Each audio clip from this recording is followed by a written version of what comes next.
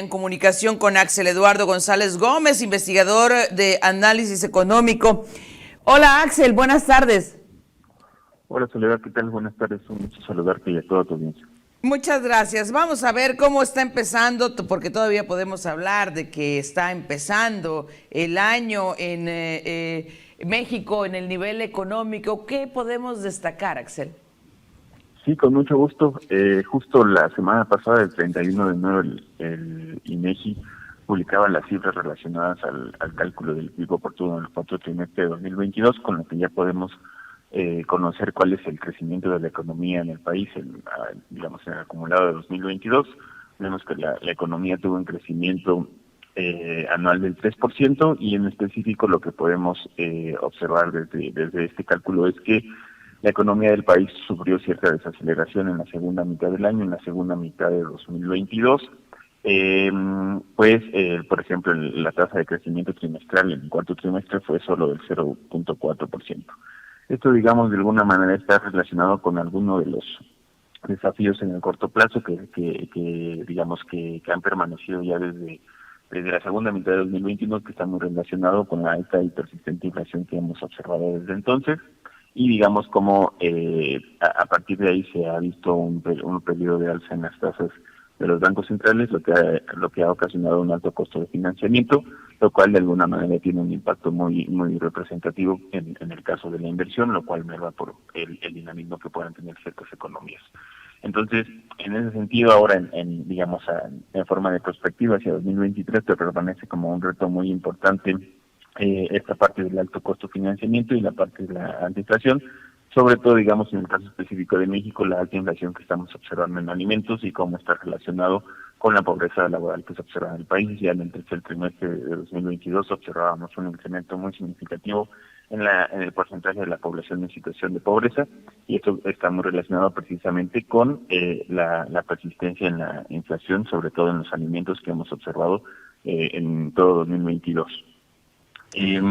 Ahí, digamos, otros temas que están que son muy relevantes en esta parte de cuáles son los retos de la economía en el corto y en el mediano plazo, pues está precisamente el contexto inflacionario que estamos observando. Todavía permanecen ciertos cuellos de botellas en las cadenas de suministro globales.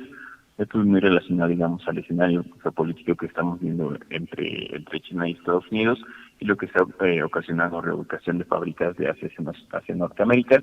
Esto en el mediano plazo tiene implicaciones muy importantes para nuestro país, pues son oportunidades de inversión y de asentamiento precisamente de estas inversiones en nuestro país.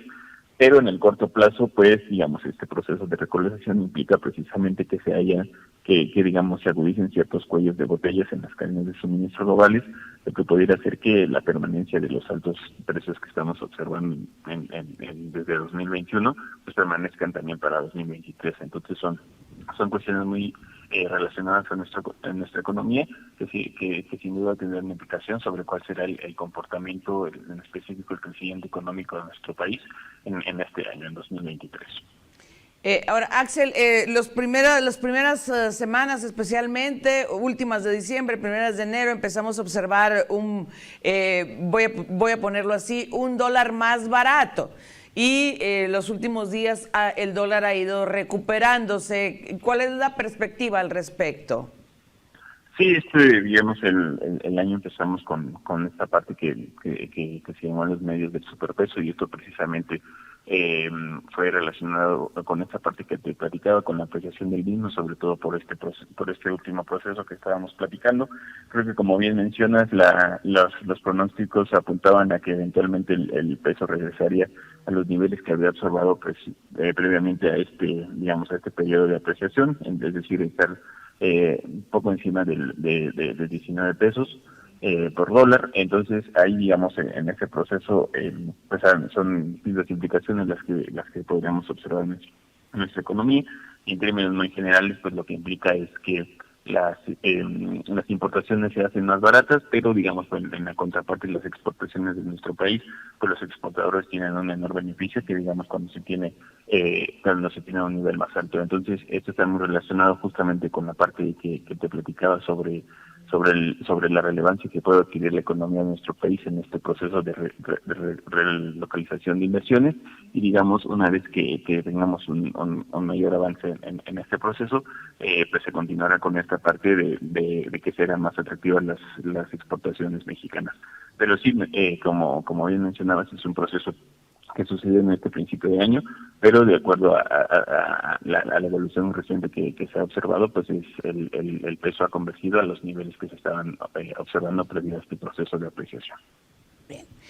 Te aprecio muchísimo la disposición para conversar con nosotros y la audiencia sobre este tema, sin duda importante, que a veces nos provoca dolores de cabeza y otras pues nos trae relajados, pero bueno, es la convivencia del día a día con la economía en todos los sentidos. Gracias, Axel. No, un placer platicar contigo, Soledad, y con toda tu audiencia. Muchas gracias. Es Axel Eduardo González, es investigador, analista en temas económicos. Vamos a la pausa, volvemos.